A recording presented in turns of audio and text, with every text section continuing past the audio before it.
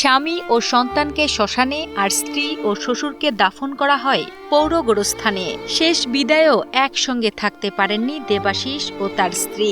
প্রিয় স্ত্রী ২.৫ বছরের সন্তান ও শ্বশুরকে নিয়ে ভারতে গিয়েছিলেন চিকিৎসার জন্য, কিন্তু কলকাতার হোটেলের আগুনে একসঙ্গে প্রাণ হারান পরিবারের ৪ জনই। ৪ দিনের প্রতীক্ষার পর শনিবার রাতে তাদের মরদেহ দেশে ফিরলে শোকের ছায়া নেমে আসে পরিবার ও স্বজনদের মাঝে।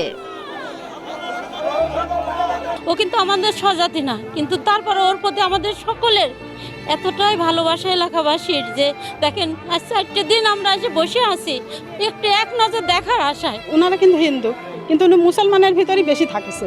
এই পাড়াতেই ঘুরে ফিরে এই পাড়াতেই থাকেছে। পাড়ার মানুষের কাছে সে একটা মধ্যমণি বলা চলে।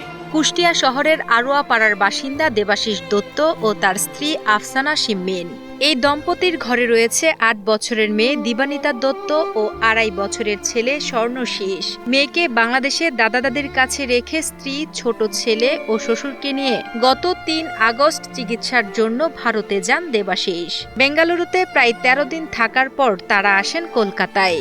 সেখানে আরও ২ দিন থাকার পর ভয়াবহ হোটেলে অগ্নিকাণ্ডে প্রাণ হারান দেবাশিস, তার স্ত্রী, শ্বশুর ও ছোট ছেলে। সরকার এটার দিকে দৃষ্টি আলোকপাত করুক এবং তার পরিবারটা আগামী দিনগুলোতে তার মেয়েটা কিভাবে জীবনযাপন করবে সেটা যেন সরকারের পক্ষ থেকে সাহায্য এবং সুনির্দিষ্ট গাইডলাইন আসে। আমরা চাই সরকার যেন তাদের দিকে একটু, তাদের পরিবারের কাছে যেন একটু পাশে দাঁড়ায়।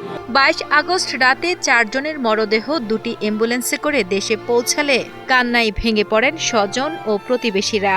একটি অ্যাম্বুলেন্সে ছিলেন সাংবাদিক দেবাশিস দত্ত, তার স্ত্রী আফসানা শিম্মিন ও ২.৫ বছরের ছেলে স্বর্ণশীষ।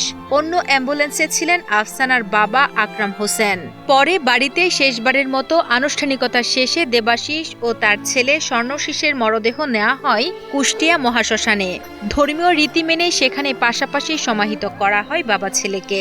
অন্যদিকে স্বামী ও সন্তানকে রেখে আফসানা শিম্মিম ও তার বাবা আকরাম হোসেনের মরদেহ নিয়ে অ্যাম্বুলেন্স চলে যায় পৌর গোরস্থানের দিকে। পরে কুঠিপাড়া এলাকার মডেল মসজিদে তাদের জানাজা অনুষ্ঠিত হয়। দেবাশিস দত্ত এবং তার ৩ বছরের পুত্র স্বর্ণশীষ দত্ত তাকে পাশাপাশি সমাধিস্থানেই তাকে সমাধি করা হবে। এদিকে কুষ্টিয়া সাংবাদিক ইউনিয়নের সভাপতি আব্দুর রাজ্জাক বাচ্চু জানান, দেবাশিস দত্তের মৃত্যুর পর তার পরিবারটি চরম অনিশ্চয়তার মধ্যে পড়েছে। পরিবারে নিজেদের থাকার মতো কোনো জায়গাও নেই। এমন পরিস্থিতিতে জেলা প্রশাসনের পক্ষ থেকে এরই মধ্যে ১ লাখ টাকা সহায়তার ব্যবস্থা করা হয়েছে। পাশাপাশি বাংলাদেশ ফেডারেল সাংবাদিক ইউনিয়নের পক্ষ থেকে পরিবারের জন্য আরও সহযোগিতা চাওয়া হচ্ছে।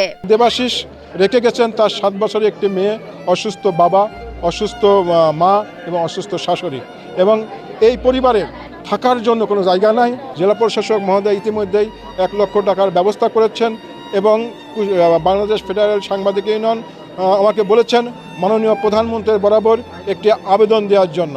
সেই আবেদন দিলে তারা তাদের পক্ষে যতটুকু সম্ভব সেই প্রয়োজনীয় ব্যবস্থা গ্রহণ করবেন।